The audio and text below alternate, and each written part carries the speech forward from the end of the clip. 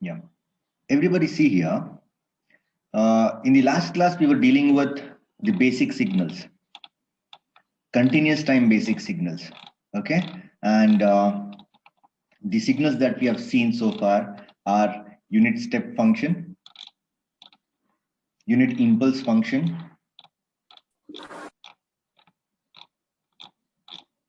unit ramp function. And the fourth function that we're going to see today is exponential signals. Okay. Now, in this exponential signals, we have got two types. One is real exponential and the other one is the complex exponential. Both are quite different. Okay. In the real exponential, you'll not be having that j term, whereas you'll have that j term to deal with in complex exponential. Fine. Now we shall see those exponentials, okay, one by one. Now, the real exponential, first thing that we need to know is the equation, how to define it. Okay. Suppose if I'm saying this is x of t, understand that if this is x of t, then this can be given as b e power at. This equation you already have seen. Yes. What is this b here? What is this b? B is, anybody, if you know, B is amplitude at t equal to 0. That is B. And this A you see, right? This A, if it is negative, okay, implies, if A is negative, it implies the exponential is what? Decaying. Decaying exponential. Similarly, if you have that A to be positive, it implies that it is growing exponential. Understand that? So this is what the real exponential looks like. It's b into e power at. Now, let's see how the decaying and the growing exponentials look like.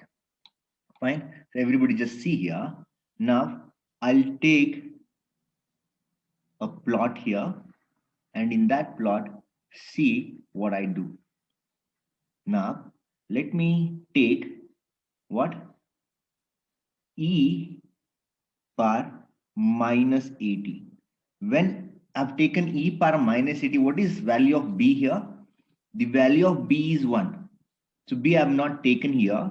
Beside this, that means the value of b is 1.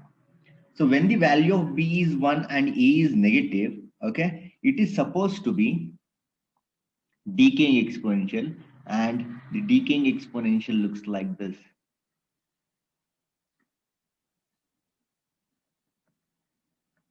So this is decaying exponential, and this point, so that is this is t, then this is supposed to be t equal to 0.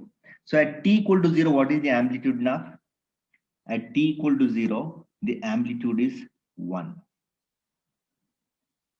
Understand? Or if you have b e power 80, e power minus 80, then this has to be b.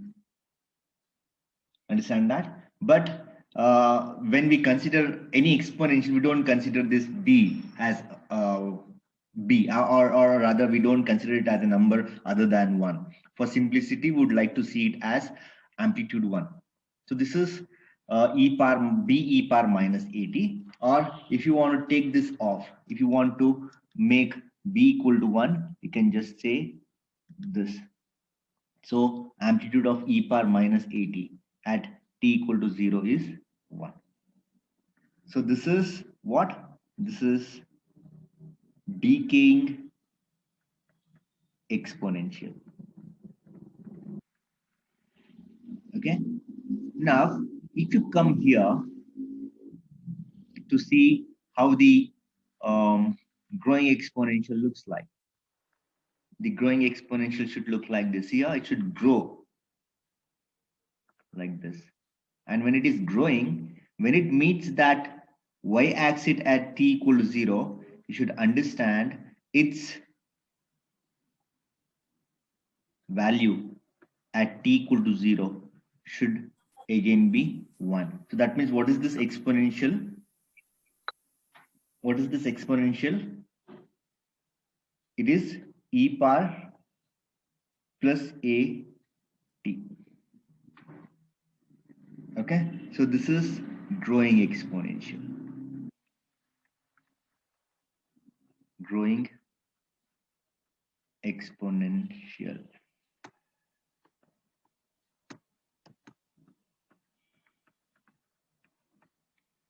Understand that? So this is how the things go. So you should understand here a has to be less than 0 and here a has to be greater than 0. Fine. Now let's see the complex exponentials. Fine. So this is what, and you should understand that, see, this e power minus at or e power at are not repetitive in nature.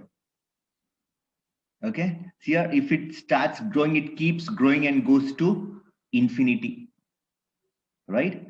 And here, this at some time would become 0. Okay. So that's why this e power minus at is called as converging signal, and this is called as diverging signal. The diverging signal is always unbounded. Unbounded means what? The amplitude of that at some time would reach infinity. So this is unbounded. It will keep growing. Okay. And this is something that will keep converging. The converging means the signals which are coming to 0. So the exponentials, the decaying exponentials are converging signals and the growing exponentials are diverging signals. Okay. So this is converging,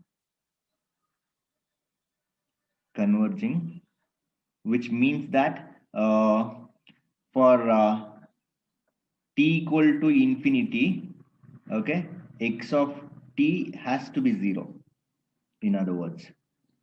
Okay, so this is diverging, okay, which means that for t equal to infinity, x of t is also infinity. So that is what is happening. You can very clearly say it keeps reducing, and somewhere at t equal to infinity it has to be 0, and somewhere at t equal to infinity this has to be infinite, the growing exponential. So that is what you can understand here. Now we have seen the real exponential. Let's see the complex exponential now. Now this is converging and diverging, but this is not periodic. But if you take the complex exponential, okay, that is this complex exponential, it looks like this. What is that? Everybody just see here. Let's again take x of t. Everybody see here. Let's take x of t, okay, b e power at. This is what we have considered in real exponential. Is that understood, everybody? Now, to see the complex exponential, how it looks, let this b, which actually is the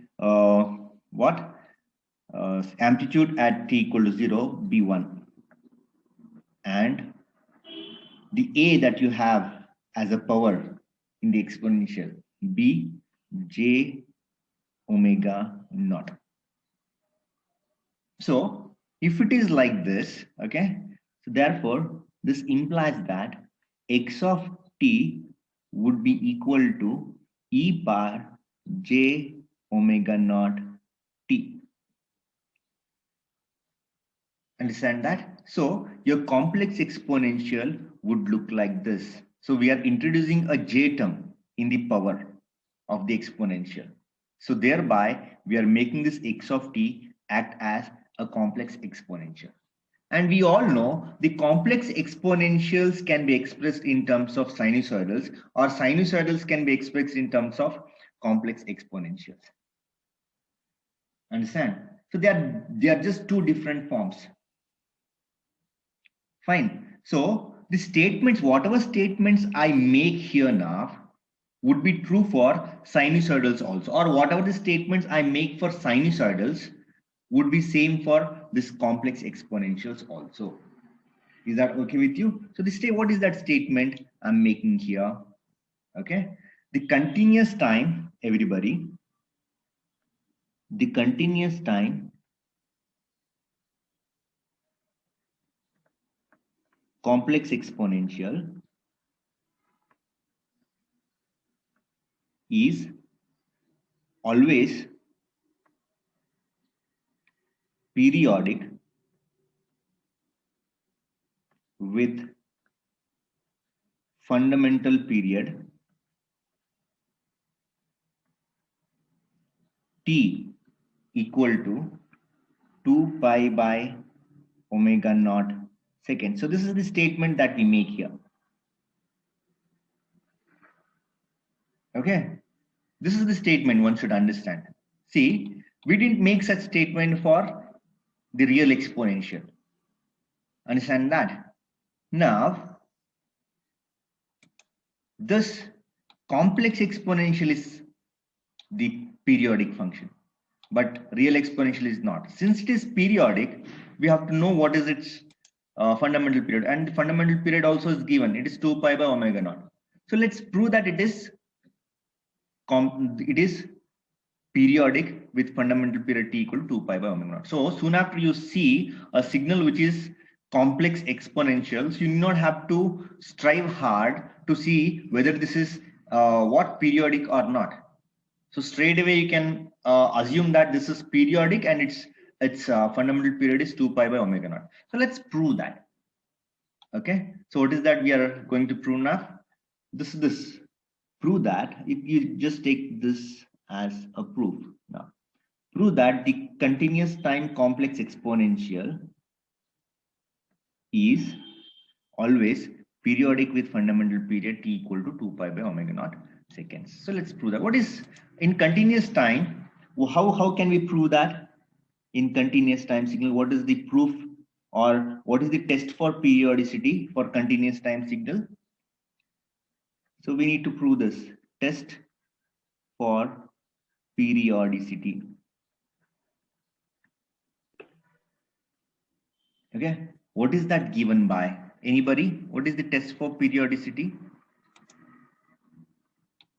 It is given by x of t plus t should be equal to x of t. We need to prove this. Okay, so if you prove this, then we can say x of t is periodic with fundamental period equal to t. Now, fundamental period they have given to be 2 pi by omega naught. So what we should consider? So let's consider the LHS, and the LHS is x of t plus t, where the capital T is the fundamental period equal to 2 pi by omega naught seconds. What is x of t? What is x of t? X of t is, see here everybody, x of t is e power j omega naught t. Is that okay with you, everybody? E power j omega naught t. Mind you, there is no minus in the power. Okay, so that means we need to do this now. So what is if x of t is this? What is x of t plus 2 pi by omega naught? That needs to be seen. So therefore, it is e power j omega naught. Okay. Then where a t is there, it has to be replaced by t plus 2 pi by omega naught. So how does it look like? It looks like e power j omega naught t into another exponential. We can split this into two exponentials. Okay, so another exponential e power what? J 2 pi, because it is omega naught is there in the numerator, and here omega naught is there in the denominator. And what is e power j 2 pi? Anybody? What is e power j 2 pi?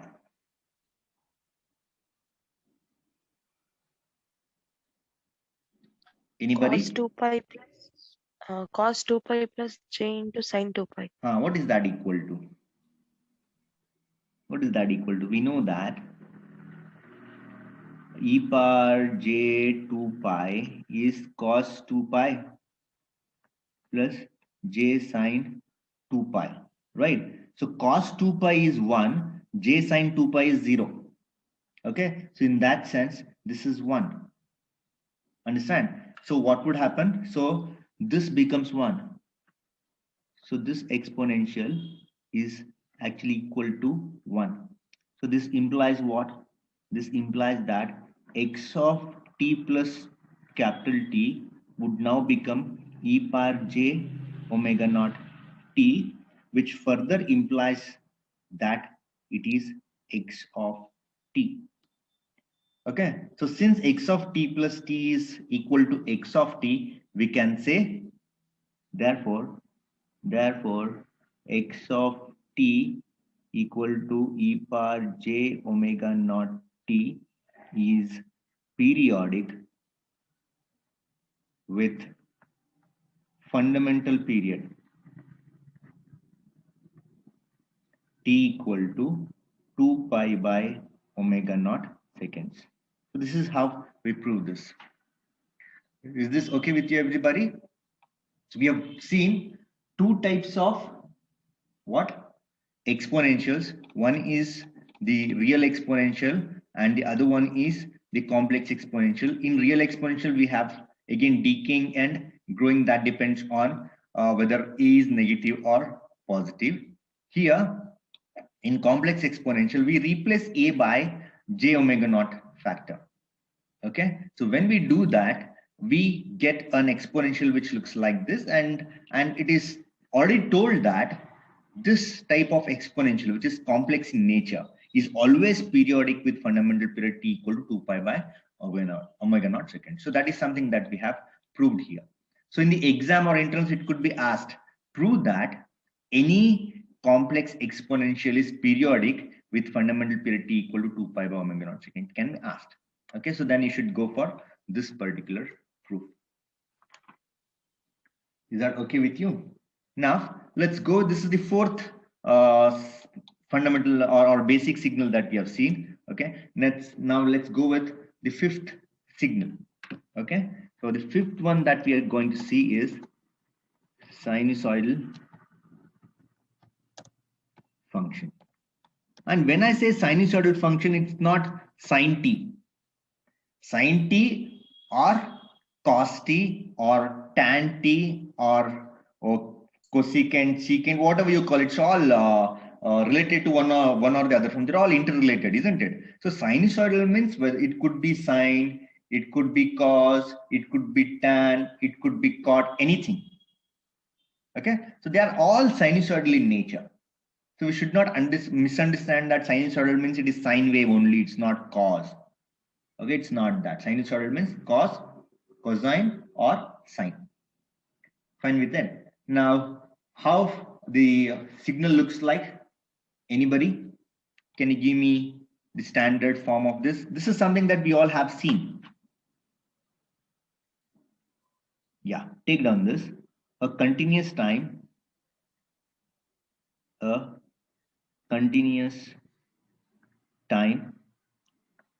sinusoidal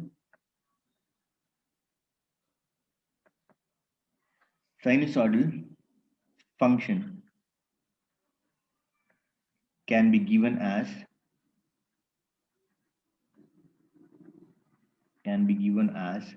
x of t equal to a cos omega t plus phi. So this is something that we all have seen, not a new thing. Okay.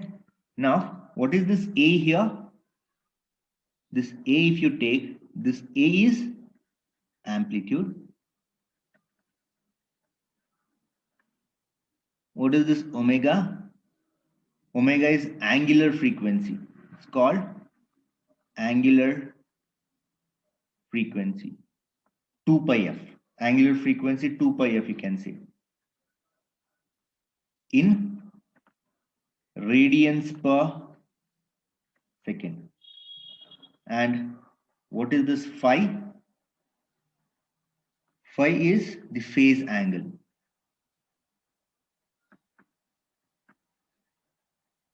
Phase angle in radians.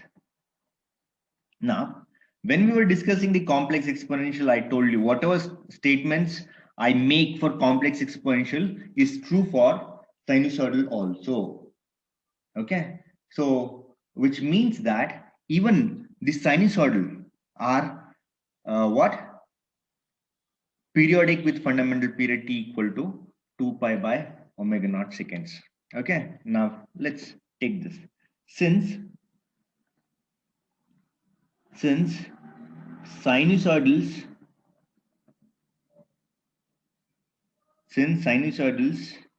can be expressed in terms of complex exponential and vice versa.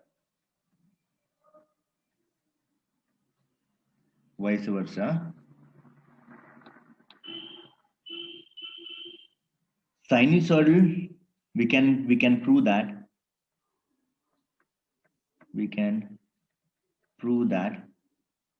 Sinusoidals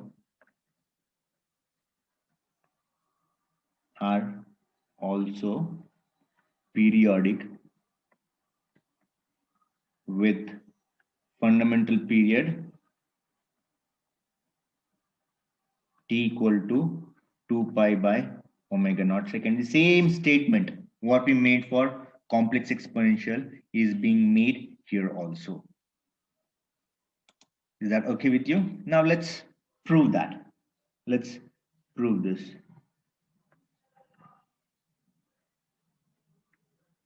Okay, so what is that we have to consider again? We have to consider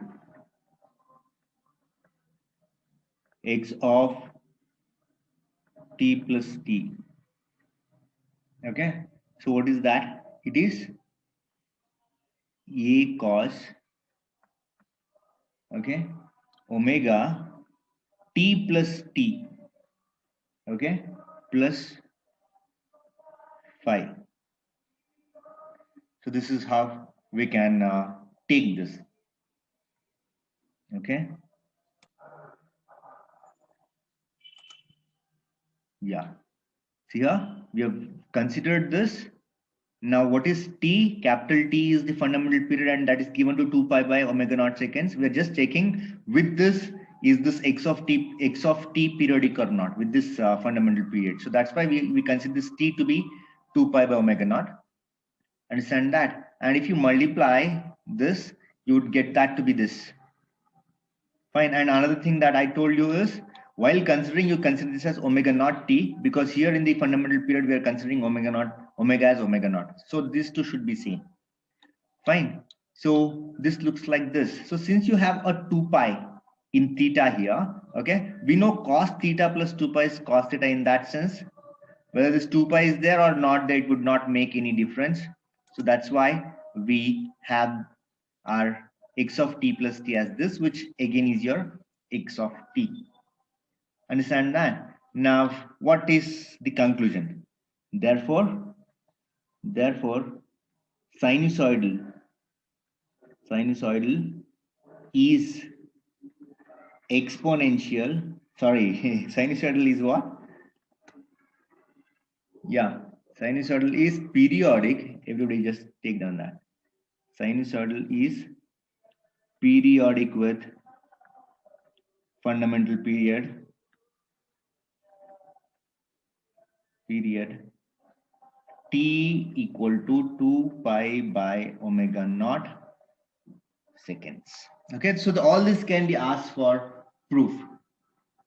Understand that? Now the sixth signal that we can see is, everybody just copy it down. The sixth signal that we are seeing is exponentially damped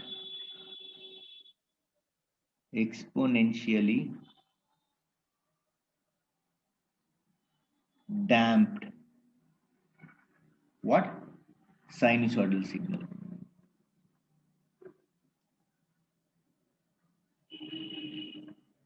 Exponentially damped sinusoidal signal.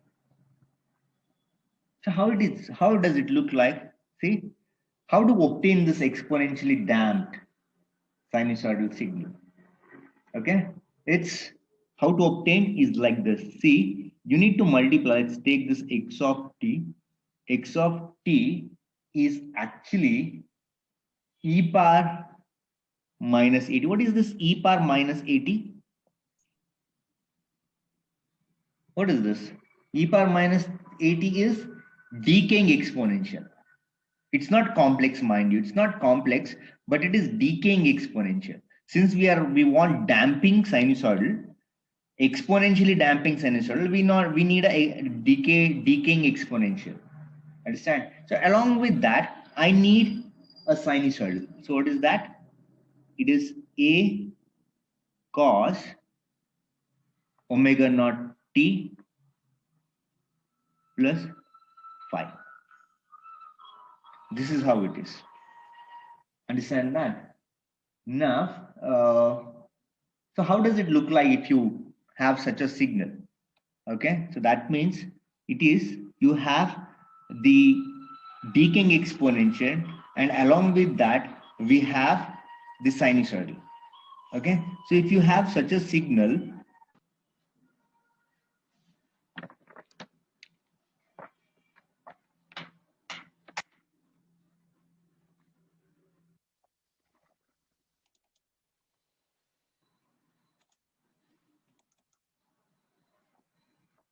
yeah, just see here, this is how the things are going to look like. Find a cos omega naught t plus phi, and if you plot it, the things are going to look like this. You need a cosine wave which is 1 at t equal to 0. Okay, and this cosine wave would keep decreasing in amplitude as we go like this. So this is exponentially damped sinusoid. Everybody understand this? Why this is decaying? This is decaying because we have decaying exponential to multiply this with. Understand? So as the t grows, fine, what's happening? As the t grows, the exponential will also damp. So this is what is called damping. And this is what is happening with our frequency. When we talk, I said the signal as it is cannot be transmitted. We said, right? The signal, the voice signal as it is cannot be transmitted. It has to what will happen to the voice signal if you try to transmit it over the longer period. So as the distance increases, our voice signal will also get faded like this. Understand? That's why we have to go for something called as modulation. Understand that? So here amplitude A, this is amplitude A, right? So that A is decreasing what? Exponentially. Whether if it is positive, it decreases like this. If it is negative, it decreases like this. Understand that? So this is how the exponentially damped sinusoidal will look like. Now let's go with the seventh one, that is pulse signals. We have two types of pulses. One is rectangular pulse and the other one is rectangular pulse, or let's take pulse first.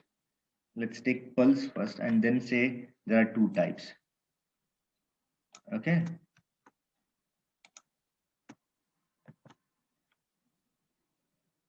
Yeah. So the signal that we are going to see is pulse signal. Pulse signal. Okay. And there are two types. One is rectangular pulse. You all have seen this.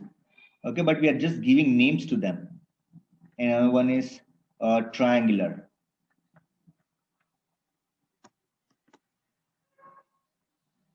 Triangular pulse. Okay. Now what we need to do with this? See, the rectangular pulse, suppose you have to what? See, then it can be represented as or defined as rectangular of t. Rectangular pulse, which is function of t, you can read it as, okay. It is 1. It is just an example I'm giving. It is 1 for t, what? Less than 0.5. Okay, and 0 otherwise.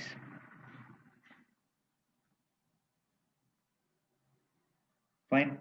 Now what is the meaning of this? What is the meaning of this? What is the meaning of this? Magnitude t less than 0.5. Anybody? It means that the meaning of this, let's see. So the meaning of this is t less than 0.5 and t greater than minus 0.5. It is the meaning of this. Okay. Now, how can we plot this? How can we plot this?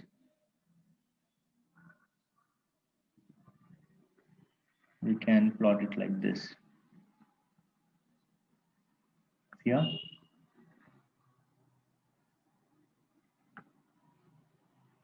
This is 0. This is 0.5 and this is minus 0.5. So greater than minus 0.5 means it is this. Here. Greater than minus 0.5 means it is this.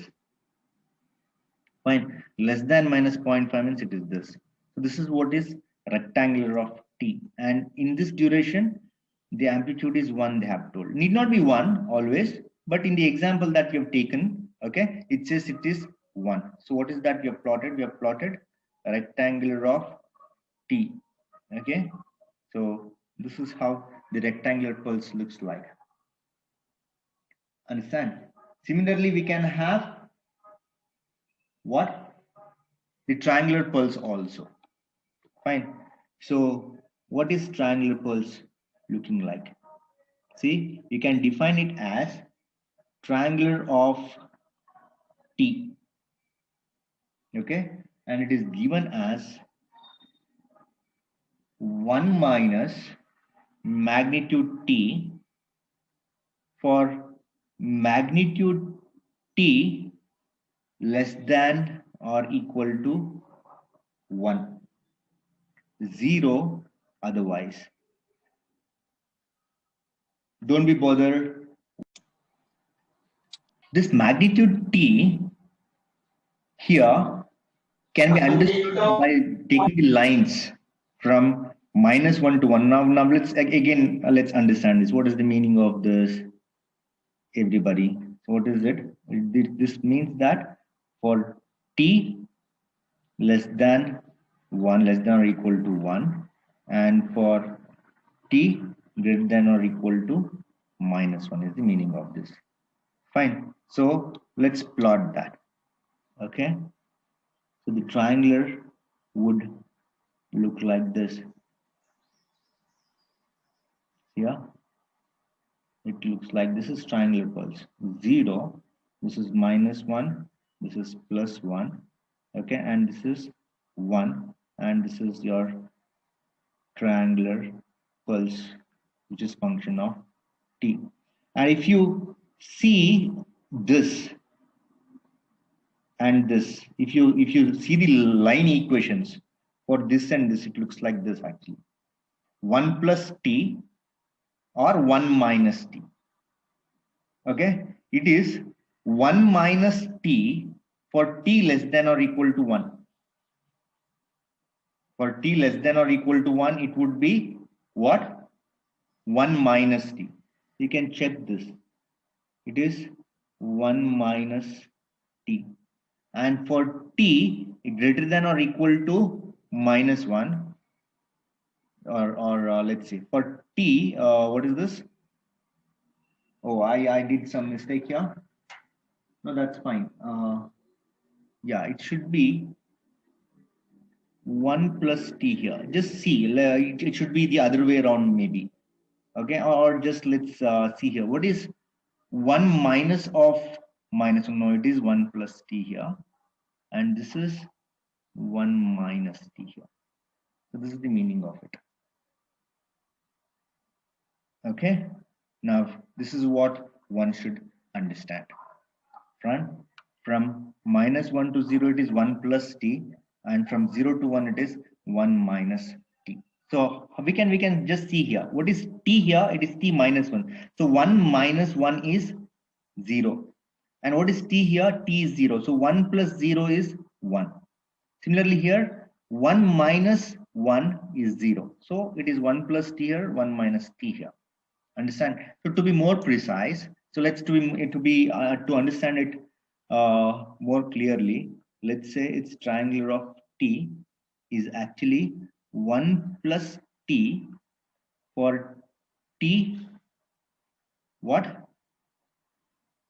Greater than or equal to minus 1, and it is 1 minus t for t less than or equal to plus 1, 0 otherwise,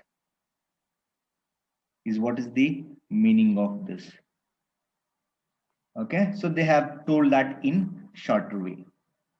That's it. Okay, but you should get used to this magnitude t step. What is this magnitude t? Magnitude t means the value of t would once get plus t, the value of t would next get minus t. That means both the values you need to consider for t is what is the meaning of this. So that we have done here.